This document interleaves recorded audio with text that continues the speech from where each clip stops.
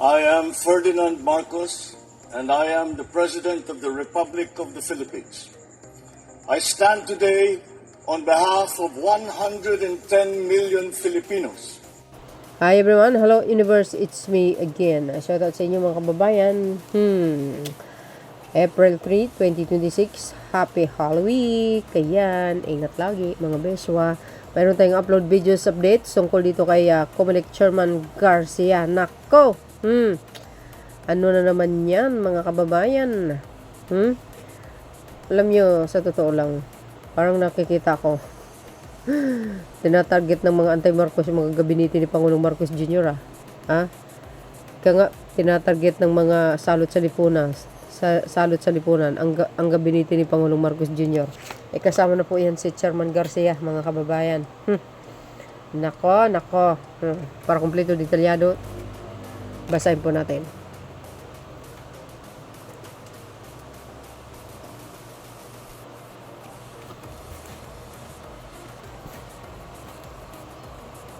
Sabi dito mga kababayan, Comelec Chairman Garcia at ilang komisyoner susupalpalin ng impeachment complaint. Goes. Hala, anyari. Tayo dyan guys.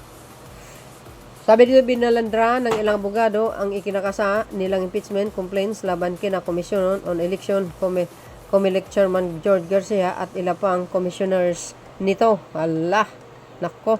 Mga abogado yan, kaya alam nila kung anong tama't mali. Siyempre, kung mali, natural, hindi nila gagawin yun. Mga lawyers yan Di ba? Pero hindi natin alam kung anong katotohanan. Basahin po natin para kumpleto detalyado sa press briefing itong Lunes, Marso 30, 2026. Inilatag ni Atty. Eldredge Marvin Aziron, founder ng Aziron Public Interest and Legal Associations, at ni Sikini Labastella, co-founder ng Project Damascus Lawyers, ang mga reklamo laban sa naturang mga opisyal ng Comelec. Sige, hintayin natin ang mga kasagutan ng mga opisyal ng Comelec, guys. Kung kakasa itong mga nagrereklamo. Baka mamaya istoryahin lang para lang masira.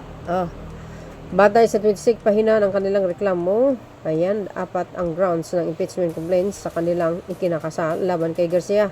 Ano kaya ito mga to? At mga komisyoner na sina Nelson Silis, Ernesto Ferdinand Masida, Jr. Jaime Perolino, ayan, Ampuligyu, Ray Bolay, Maria Norina Tangaro, Kasingal, at Noli ni Pipo. Ako'y lagot.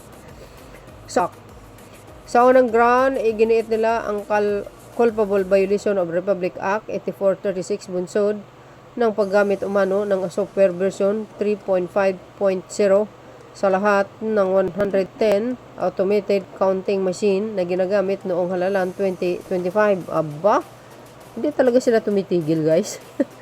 Tapos ng eleksyon, may nanalo na. Allah, talagang lahat nasisi.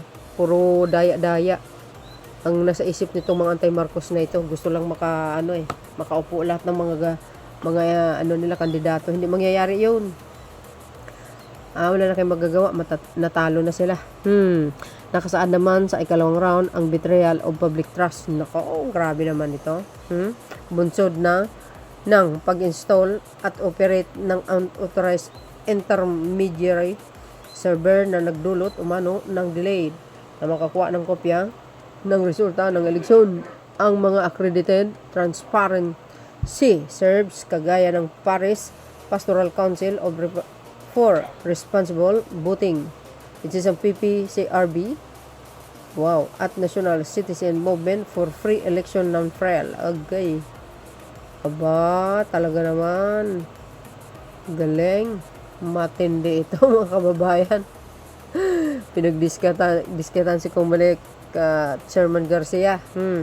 Well, alam po natin, abogado po yan. Kaya alam niya ang kanyang ginagawa. No? So, I think, ayan mga kababayan, binalandra ng ilang abogado ang kanilang ikinakasa nilang impeachment complaint laban kay kina Garcia Chairman George Garcia at ilang pang commissioner nito. Ayan, nabasa natin, inulit lang, no?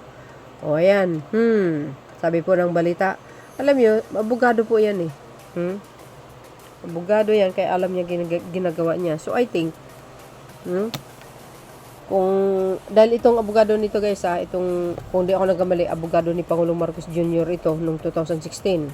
So I think si Atty. Garcia, which is ang chairman ng COMELEC, alam niyo, magaling na abogado sa totoo lang. Sa mga bintang sa kanya, malabo mangyari po yun. Diba? Kaya di try nyo si Commissioner. Tingnan natin kung kakaksa kayo. Diba? Tsaka itong tao na ito, parang nakikita ko, very naman, kumbaga, nakafocus lang sa kanyang mga trabaho, mga kababayan. I think si Chairman Garcia naman, mabait naman na tao ito, at saka hindi marunong manloko ng kapwa, di ba? Tsaka isa pa, yung mga bintang sa kanya, hindi na tayo nagtaka dyan, kasi once na binintangan na, kumbaga, sinabi ni Marcolita na tumatanggap na siya ng pera through bangko. Di ba? Pero pinabaula, kumbaga, sinagot ni Chairman Garcia yan na walang katotohanan, no? Di napahiya siya na yung mga nag-akusa sa kanya. Kaya ngayon, tanging paraan, ayan. Oh, di ba? Grabe tong mga to. Kaya sa mga nagko-comment. Kasi ang pinapalabas nila, parang nandaya daw sa eleksyon nung last 2025. Grabe kayo. Over naman, maaari ba yun? O gagawin niya yun? Siyempre hindi. Thank you sa mga komisyoner na nagbibigay ng pansin na hinaing namin. Please impeach Garcia now. Ayan, mga dides yan expected nyo yan. Ibalik nyo si Atty. Guanzon. Putik yan, mas malala. Mas matindi pa to.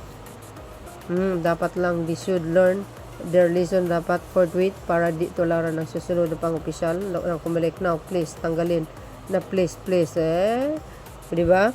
Kung sapat na ebidensya na magpapatibay ng case laban sa kanila, why not hanggang sa mapatalsik? Diba? Ganun lang naman yun Kung mapatunayan talaga na mayroon silang paglabag sa batas, di, siyempre, papalitan. Diba? Pero kung yung ginagawa nila is para lang, masira or manira ng kapwa, hindi kayo mananalo dyan.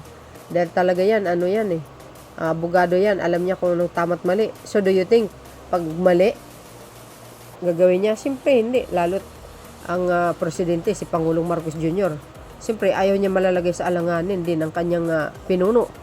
Diba? Tsaka matalinong abogado to guys. Hindi rin basta-basta ito. Kung gumawa ng hindi maganda, I don't think so. Magaling si Atty. Garcia, which is ang chairman ng COMELEC. Yan. Magaling siyang na leadership sa totoo lang. Nung nakaraang votes, diba? Ang ganda ng daloy. Ang gumagawa lang ng ingay yung mga yung mga salot. Alam niyo naman kung sino yun. 'Di ba? Gusto lang paupuin yung puon nila, wala namang kaalam-alam, utal-utal pa naman mag-English. So yun. Agay. Sinampahan ng ng impeachment si Chairman Garcia at saka yung mga kasamahan niya. Nako, purba abogado, tingnan nga natin kung kakasa kayo. Sana guys ang masasabi niyo dito. Thank you guys for watching. See you again on my next upload. Bye and babus. God bless Philippines. Follow me and likes guys. Hit the button para lagi kayo updates. Okay? There's more. Bye everyone.